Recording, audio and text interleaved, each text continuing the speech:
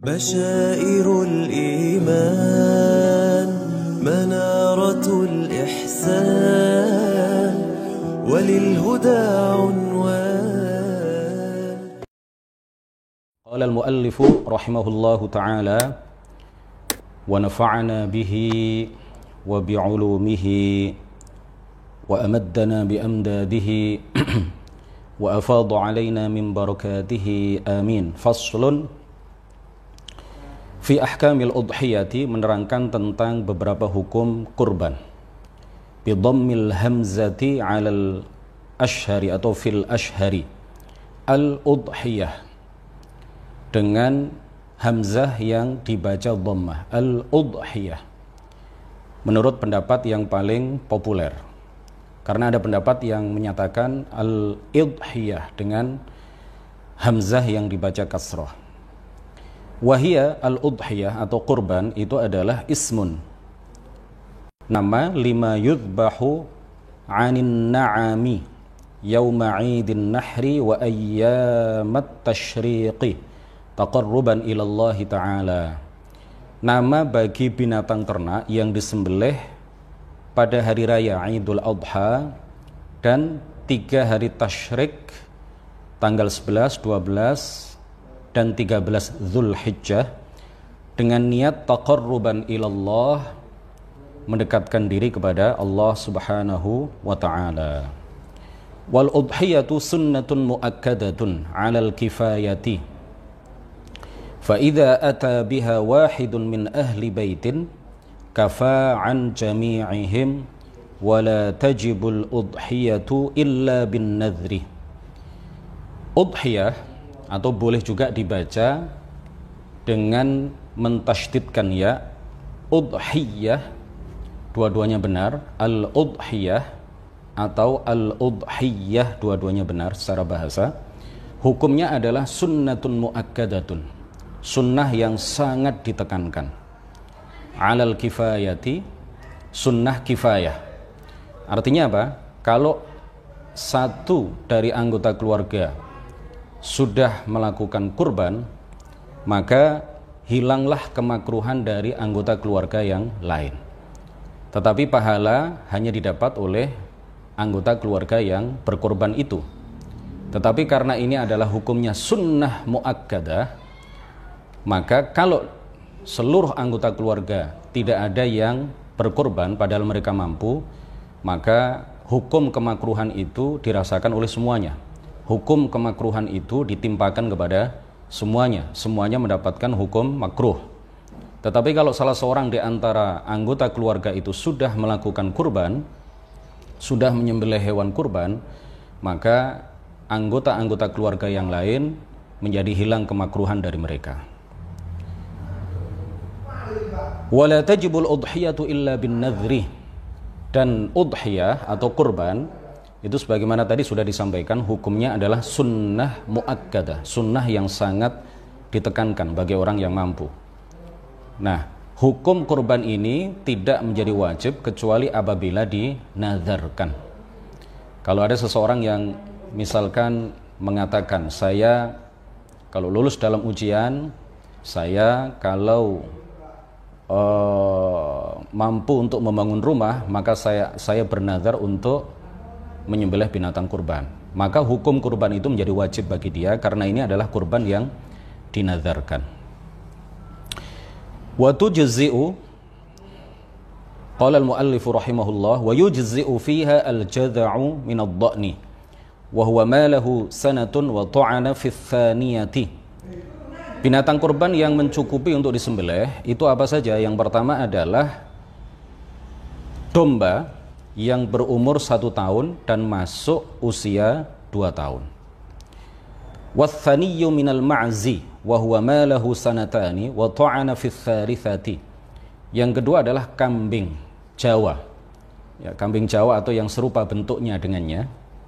Karena namanya macam-macam ya, kalau di sini namanya kambing Jawa. Ada kambing macam-macam namanya ya, mungkin ada juga kambing Afrika dan lain sebagainya, tetapi bentuknya seperti itu. Ya, yang bukan domba itu di Indonesia biasanya kebanyakan orang menyematkan istilah untuk kambing yang bentuknya bukan domba itu adalah kambing Jawa, ya. Kalau kambing Jawa, maka yang mencukupi untuk dijadikan binatang kurban adalah yang berusia 2 tahun. Wa ta'ana fi tsalitsati masuk usia 3 tahun. Ya, yang genap berusia 2 tahun dan masuk usia 3 tahun.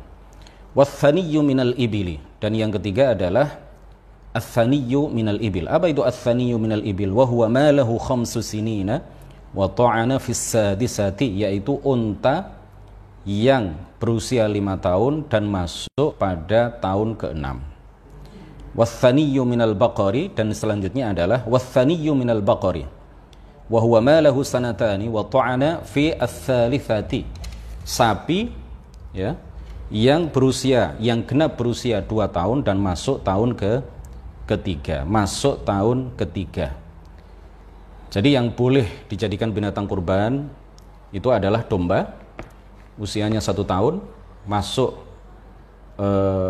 tahun kedua, ya, usianya genap 1 tahun, masuk tahun kedua. Di dalam kitab yang lain di sini tidak disebutkan, atau kurang dari 1 tahun, tetapi gigi depannya sudah tanggal, kata orang Jawa sudah poel, ya.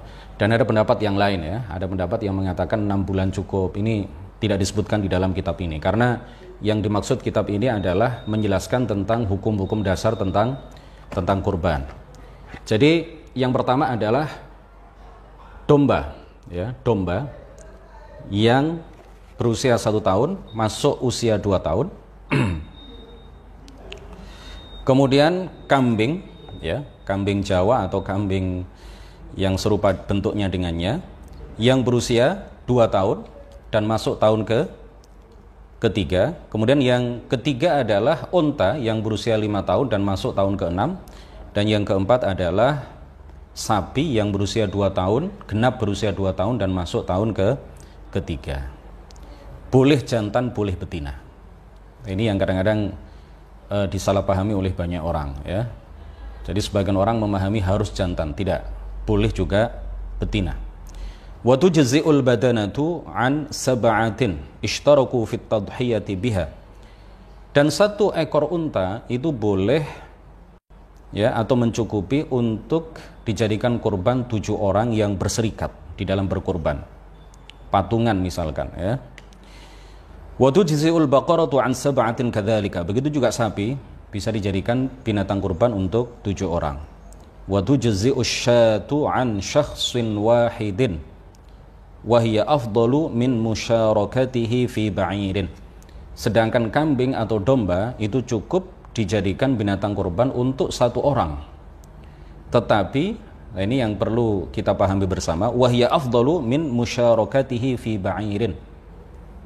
Tetapi 1 ekor kambing atau 1 ekor domba, ya, kalau ada 1 orang yang berkurban dengan 1 ekor domba atau 1 ekor kambing, maka itu lebih baik daripada berserikat dengan 7 orang, ya, yang semuanya sepakat untuk menjadikan unta sebagai binatang kurban.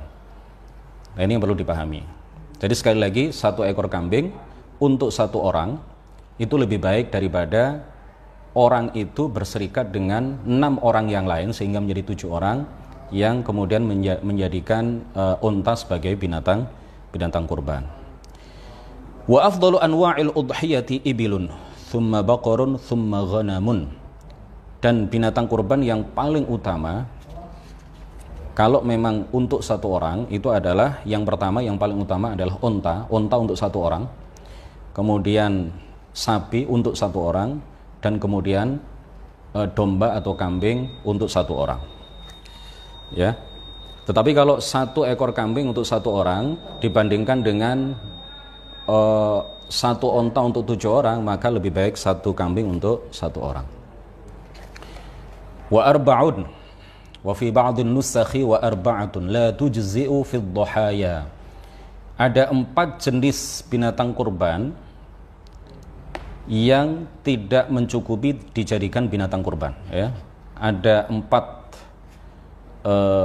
macam binatang, ya, yang tidak mencukupi untuk dijadikan binatang kurban. Ahaduha, salah satunya adalah al-aura'u, yang terganggu penglihatan salah satu matanya.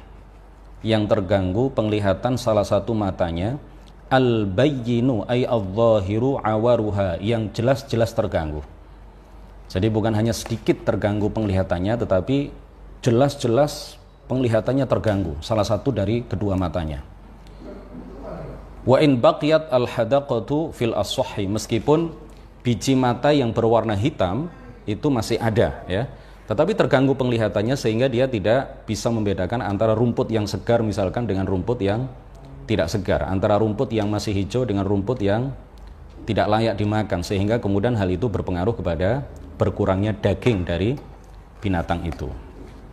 Jadi kalau salah satu al-aura, salah satu penglihatan terganggu salah satu matanya sehingga dia tidak bisa melihat dengan jelas, apalagi kalau dua-duanya, dua matanya itu kemudian terganggu penglihatannya, ini lebih-lebih lagi.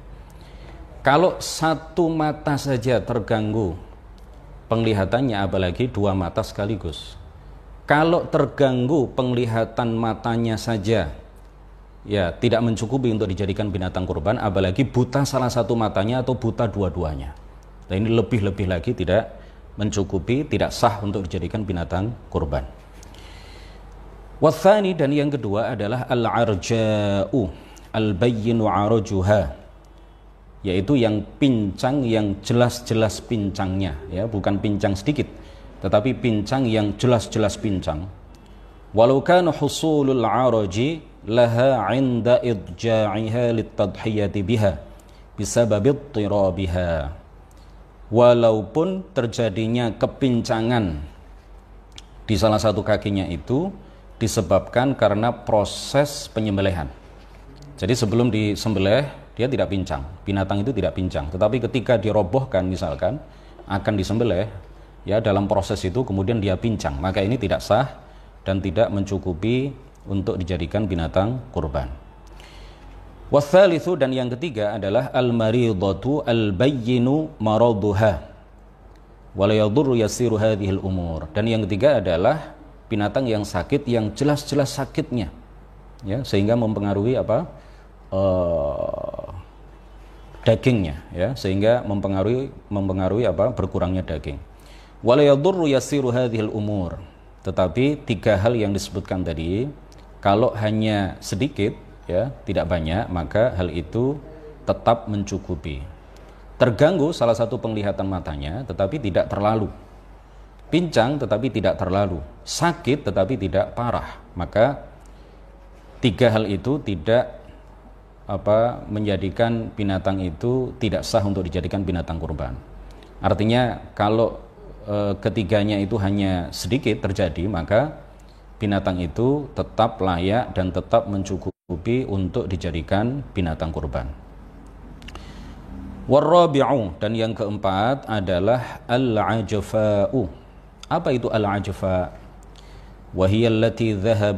Wahiyallati dhahaba mukhuha ay dhahaba dimaghuha minal huzali al-hasili laha, yaitu binatang yang hilang sumsumnya dikarenakan sangat kurus. Jadi binatang yang sangat kurus sehingga tidak memiliki sumsum di dalam tulang-tulangnya itu, maka binatang yang seperti ini tidak mencukupi atau tidak sah dijadikan sebagai binatang kurban. Wa yujzi'u al-khasiyyu ay al-maqtu'ul khisyataini, binatang yang terpotong kedua zakarnya ya, binatang yang terpotong kedua, bukan zakar kedua, kalau zakar cuma satu ya, kedua istilahnya itu butir atau kedua telurnya itu ya, telur di buah zakar itu kalau terpotong ya, kalau terpotong maka tetap sah atau tetap mencukupi untuk dijadikan binatang kurban. Kemudian yang selanjutnya adalah wal maksurul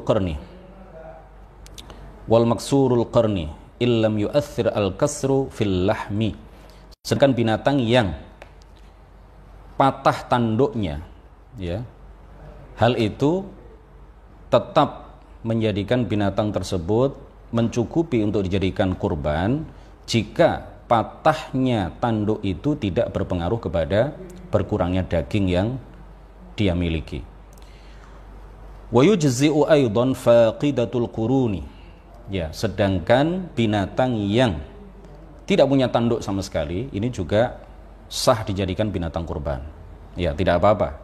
Layak, sah, mencukupi untuk dijadikan binatang kurban. Wahiyal musammatu bil jalha. Ya, binatang yang tidak punya tanduk sama sekali itu dalam istilah Arab, orang Arab menyebutnya sebagai binatang yang jalha. Wala tujzi'ul maqtu'atu kullil udhuni wala ba'dihha. Binatang yang terpotong sebagian telinganya atau seluruh telinganya maka tidak mencukupi dijadikan binatang kurban. Walal makhluqatu bila udhunin. Begitu juga binatang yang terlahir dalam keadaan tidak punya telinga. Terlahir dalam keadaan tidak punya telinga ini juga tidak mencukupi untuk dijadikan binatang kurban. Walal maqtu'atu dzanabi wala ba'dihi. Begitu juga binatang yang terpotong ekornya atau tidak punya, ya, terpotong sebagian ekornya atau tidak punya ekor sama sekali, maka binatang ini juga, binatang dengan model seperti ini, dengan jenis seperti ini, dia tidak layak dijadikan sebagai binatang kurban. Berikutnya, qala al-muallif rahimahullah, wa yadkhulu waqtu adh-dhabhi lil udhiyati min waqti salatil 'idi ay 'idin nahri. Waktu penyembelihan binatang kurban, ya, itu dalam kitab ini disebutkan mulai dari min waqti sholatil 'idi. Begitu masuk waktu sholat Idul Adha, ya, dimulai pada saat itu ini sudah boleh menyembelih binatang kurban. Sedangkan wa ibaratur raudhati wa asliha, sedangkan redaksi yang ada di kitab Raudhah, Ar-Raudhah, ya, Ar-Raudhah itu Raudhatul Talibin karangan Imam An-Nawawi. Wa asliha, dan di aslur raudhah, ya, di asl ar-raudhah yaitu kitab Al-Aziz karangan Imam Ar-Rafi'i, di dua kitab itu ada redaksi seperti ini. Yadkhulu waqtu at-tadhiyati idza tala'at asy-syamsu yawman nahri wa madha qadru rak'ataini wa khutbataini khafifataini.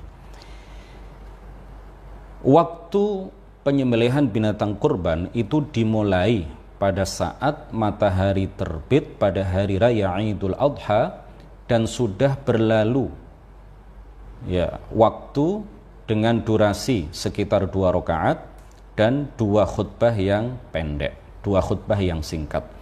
Jadi waktunya adalah berlalunya waktu dimulai dari terbitnya matahari, ya, sampai berlalu waktu kurang lebih dengan durasi 2 rakaat dan 2 khutbah singkat. Nah, setelah itu baru kemudian diperbolehkan atau masuk waktu penyembelihan binatang kurban. Wa yastamirru waqtu adh-dhabhi ila ghurubi asy-syamsi min akhir ayyam at-tashriqi wa hiya thalathatu al-muttasilatu bi 'ashri dzulhijjah. Kemudian waktu penyembelihan binatang kurban itu terus bisa, ya, kita melakukan penyembelihan binatang kurban sampai terbenamnya matahari di akhir hari tasyrik, yaitu pada tanggal 13 Dzulhijjah. Ya, karena hari tasyrik itu dimulai pada tanggal 11, kemudian tanggal 12 dan diakhiri dengan tanggal 13 Dzulhijjah. Jadi waktu atau hari penyembelihan binatang kurban itu ada 4 hari. Lamanya selama 4 hari, ya. Yang pertama adalah pada hari raya itu, waktunya sudah kita tentukan tadi. Jadi jangan habis sholat subuh pada hari raya kemudian menyembelih binatang kurban. Nah, ini tidak sah sebagai kurban, ya. Ditunggu dulu sampai terbit matahari, kemudian ditunggu lagi sampai berlalu, ya, sampai kira-kira dilakukan sholat 2 rakaat, ya, kemudian 2 khutbah yang singkat, baru setelah itu dimulailah waktu penyembelihan binatang kurban sampai akhir hari tasyrik, sampai masuk waktunya sholat maghrib, ya, sampai masuk waktu sholat maghrib sampai terbenamnya matahari pada tanggal 13 Dzulhijjah. Wa yustahabbu 'inda dzabhi khamsatu asya, dan disunnahkan ketika melakukan penyembelihan itu 5 hal. Ahaduha, yang pertama adalah at-tasmiyatu, membaca basmalah, bismillahirrahmanirrahim. Fayaqulu adz-dzabihu bismillah wal akmalu bismillahirrahmanirrahim. Ya, minimal membaca bismillah sudah mendapatkan kesunahan. Tetapi yang sempurna adalah membaca dengan lengkap bismillahirrahmanirrahim. Falau lam yusammi, seandainya orang yang menyembelih itu tidak membaca basmalah, halal madbuhu, maka yang disembelih tetap halal untuk dimakan. Ya, karena ini sunnah membaca basmalah ketika menyembelih binatang, baik binatang kurban maupun yang bukan kurban, akikah atau yang lain, itu membaca bismillah sewaktu menyembelih itu hukumnya adalah sunnah, tidak wajib. Ya. Wathani, dan yang kedua adalah as-salatu 'alan nabi sallallahu alaihi wasallam, membaca salawat kepada baginda Rasulullah sallallahu alaihi wasallam. Wa yukrahu, dan dimakruhkan, ya, dijatuhi hukuman makruh, an yajma'a baina ismillahi wasmi rasulih, dan dimakruhkan untuk menggabungkan antara nama Allah dengan nama Rasulnya. Ya, misalkan apa, bismillah wasmi rasulih, dengan nama Allah dan dengan nama Rasulnya, itu dimakruhkan. Wathalithu, dan yang ketiga adalah istiqbalul qiblati bidzabihati, ya, menghadap kiblat, ya, menghadapkan binatang kurban itu, binatang yang akan disembelih sebagai binatang kurban, menghadapkannya ke arah kiblat. Ay yuwajjihu adz-dzabihu madbahaha lil qiblati wa yatawajjahu huwa aidan. Binatang kurbannya dihadapkan ke arah kiblat, sedangkan orang yang menyembelih juga menghadap ke arah kiblat. Warrabi'u, dan yang keempat adalah at-takbiru, membaca takbir Allahu akbar. Ai qabla tasmiyati au ba'daha thalathan, sebelum membaca basmalah atau setelah membaca basmalah. Ya, disunnahkan untuk membaca takbir sebelum atau sesudah membaca basmalah. Kama qala al-Mawardi, ya, sebagaimana disampaikan oleh Imam Al-Mawardi. Wal khamisu, dan yang kelima adalah ad-du'a bil qabul. Ya, berdoa kepada Allah agar Allah menerima kurban itu. Fayaqulu adz-dzabihu, kemudian adz-dzabih, ya, maka adz-dzabih, orang yang menyembelih itu mengatakan, Allahumma hadhihi minka wa ilaika fataqabbal. Ay hadhihi al-udhiyatu ni'matun minka alayya. Artinya adalah kurban ini, binatang kurban ini adalah nikmat darimu kepada saya, wa taqarrabtu biha ilaika, dan aku menyembelihnya untuk mendekatkan diriku kepada engkau. Fataqabbalha minni, maka terimalah binatang kurban itu minni, dari saya. Jadi yang dibaca tadi apa? Allahumma hadhihi minka wa ilaika fataqabbal. Itu disunnahkan membaca seperti itu. Selanjutnya qala al-muallif rahimahullah, wa la ya'kulul mudahhi syai'an minal udhiyatil manzurati. Dan orang yang berkurban, jika kurban itu adalah kurban nazar, kurban yang dinazarkan, maka dia tidak boleh memakan sedikit pun dari daging binatang kurban tersebut. Bal yajibu alaihi tasadduqu bi jami'i lahmiha. Akan tetapi wajib bagi dia untuk menyedekahkan seluruh dagingnya. Ini kalau kurban nazar, ya, kurban wajib. Falau akharaha fatalifat lazimahu dhamanuha. Seandainya dia mengakhirkan pembagian daging kurban itu sehingga daging kurban itu kemudian menjadi rusak, ya, sehingga menjadi rusak, lazimahu dhamanuha, maka dia wajib menggantinya, karena ini adalah kurban yang nazar. Sedangkan kurban yang sunnah, wa ya'kulu, ini diterangkan oleh beliau, oleh pengarang kitab ini, wa ya'kulu minal udhiyati al-mutatawwa'i biha thuluthan 'alal jadid. Berdasarkan qaul jadidnya Imam Syafi'i, qaul jadid itu artinya pendapat Imam Syafi'i yang beliau bangun, beliau katakan, beliau keluarkan fatwa-fatwanya itu sewaktu beliau berada di negara Mesir. Menurut qaul jadid, menurut pendapat Imam Syafi'i ketika beliau berada di Mesir, udhiyah atau kurban yang sunnah, ya, kurban yang sunnah itu orang yang berkurban itu boleh memakan sepertiganya. Adapun 2/3 yang lain, wa amma thulutsani faqila, menurut satu pendapat yatasaddaqu bihima. 2/3 berikutnya, 2/3 sisanya disedekahkan semuanya. Warajjahahu an-Nawawi fi Tashih at-Tanbih. Pendapat ini diunggulkan oleh Imam An-Nawawi. Waqila, dan menurut pendapat yang lain, yuhdi thuluthan lil muslimin al-aghniya wa yatasaddaqu bi thuluthin 'ala al-fuqara. Ya, walam yurajjihin Nawawi fi ar-rawdati wa asliha syai'an min hadzainil wajhaini. Sedangkan menurut pendapat yang lain, 2/3 sisanya, jadi yang sepertiga tadi dimakan oleh orang yang berkorban, sedangkan 2/3 yang lain menurut satu pendapat disedekahkan semuanya. Dan ini yang diunggulkan, pendapat ini yang diunggulkan oleh Imam An-Nawawi di dalam kitab Tashih at-Tanbih.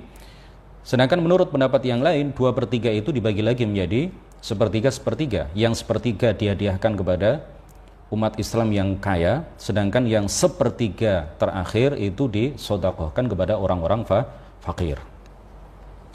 Nah, mengenai dua pendapat ini, Imam An-Nawawi tidak mengunggulkan salah satu dari dua pendapat itu di dalam kitab Ar-Rawdah dan juga di dalam kitab Aslur Rawdah.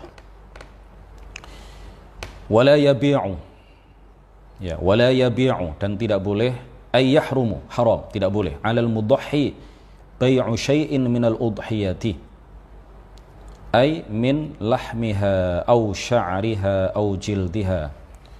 Tidak boleh binatang kurban itu dijual, ya, tidak boleh dijual, baik kulitnya, dagingnya, bulunya atau yang lainnya, ya, tidak boleh sedikit pun untuk dijual.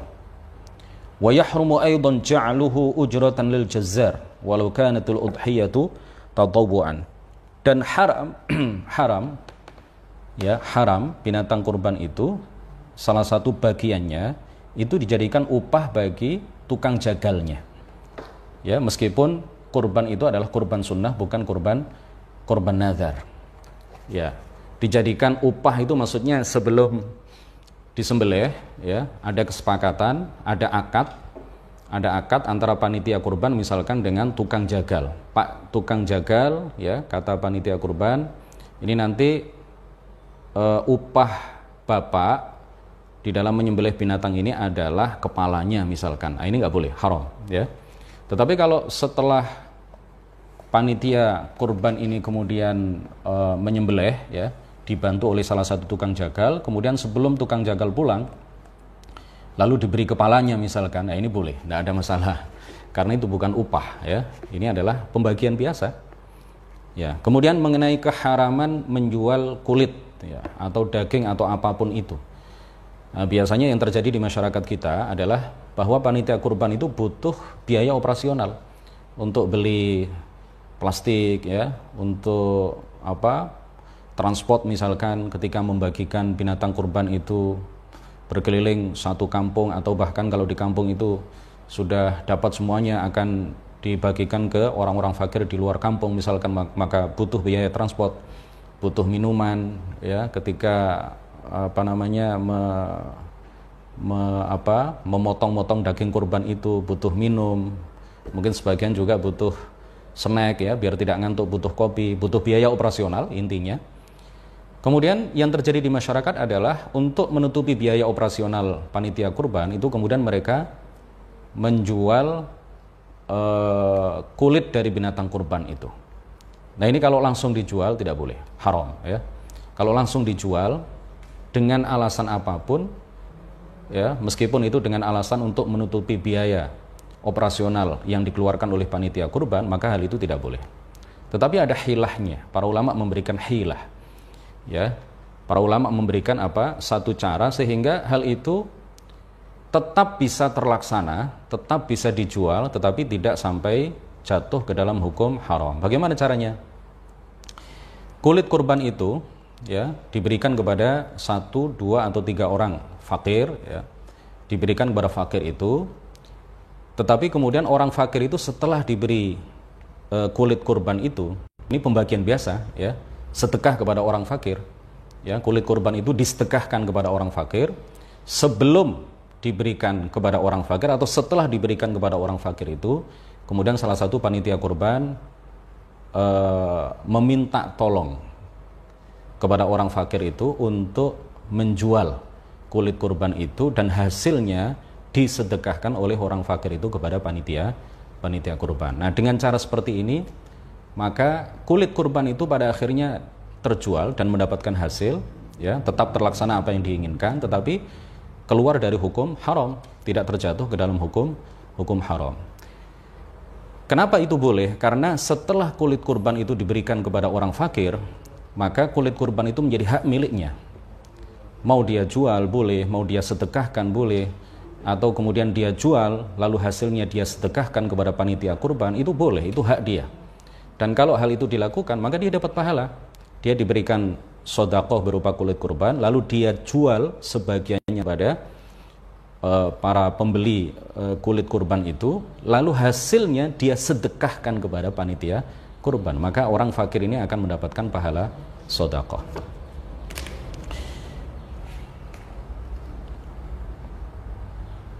Paragraf terakhir dari kitab ini, ya, beliau mengatakan wa yut'imu hatman minal udhiyati al-mutatawwa'i biha al-fuqara wal masakin. Jadi wajib hatman, ya, wajib binatang kurban itu walaupun hanya sedikit itu disedekahkan kepada orang fakir. Ya, yang boleh, yang sunnah tadi adalah, ya, boleh sepertiga dimakan oleh orang yang berkurban kalau memang kurban sunnah, sepertiga dihadiahkan kepada orang-orang kaya, dan sepertiga lagi disedekahkan kepada orang-orang miskin, orang-orang fakir, atau menurut pendapat yang kedua, sepertiga dimakan atau diambil oleh orang yang berkorban, lalu 2/3 disedekahkan kepada orang-orang fakir. Ini sunnahnya seperti itu. Nah, tetapi wajibnya adalah bahwa minimal, ya, paling tidak walaupun hanya sedikit binatang kurban itu wajib disedekahkan kepada orang-orang fakir atau orang-orang miskin. Wal afdalu at-tasadduqu bi jami'iha illa luqmatan aw luqman yatabarrakul mudahhi bi akliha. Yang paling baik, yang paling afdal, at-tasadduqu bi jami'iha, menyedekahkan seluruh dagingnya, ya, kepada fuqara, kepada orang-orang fakir, illa luqmatan aw luqman, kecuali satu suap atau beberapa suap, ya, kecuali sedikit sekali, yatabarrakul mudahhi bi akliha, di mana orang yang berkorban itu ingin mendapatkan barokah dari binatang kurban yang dikorbankannya dengan memakan dagingnya. Fa innahu yusannu lahu dzalika, dan hal ini disunnahkan. Wa idza akala al-ba'dha wa tasaddaqa bil baqi, seandainya orang yang berkorban itu memakan sebagiannya, wa tasaddaqa bil baqi, dan menyedekahkan sisanya, hasala lahu thawabut tadhiyati bil jami' wat tasadduqi bil ba'dhi, maka dia mendapatkan pahala berkorban secara sempurna, ya, dan dia mendapatkan pahala sedekah sesuai dengan daging yang dia sedekahkan. Jadi kalau yang dia makan adalah sepertiga, ya, kalau yang dia makan adalah sepertiga, misalkan 2/3 sisanya dia sedekahkan, atau 2/3 itu kemudian dibagi 2 lagi, sepertiga dihadiahkan kepada orang-orang kaya, sepertiga lagi disedekahkan kepada orang-orang miskin, ya, maka dia mendapatkan berapapun yang dia makan, ya, berapapun yang dia makan, sepertiga atau kurang atau lebih, berapapun yang dia makan dari daging itu, maka dia mendapatkan pahala berkorban itu secara sempurna. Tetapi dia mendapatkan pahala sedekah itu berdasarkan berat daging atau berdasarkan jumlah daging yang dia sedekahkan kepada para fakir. Semakin banyak dia menyedekahkan daging hewan kurban itu, maka pahalanya semakin banyak. Semakin sedikit dia menyedekahkan binatang kurban itu, maka semakin sedikit pahalanya. Demikian.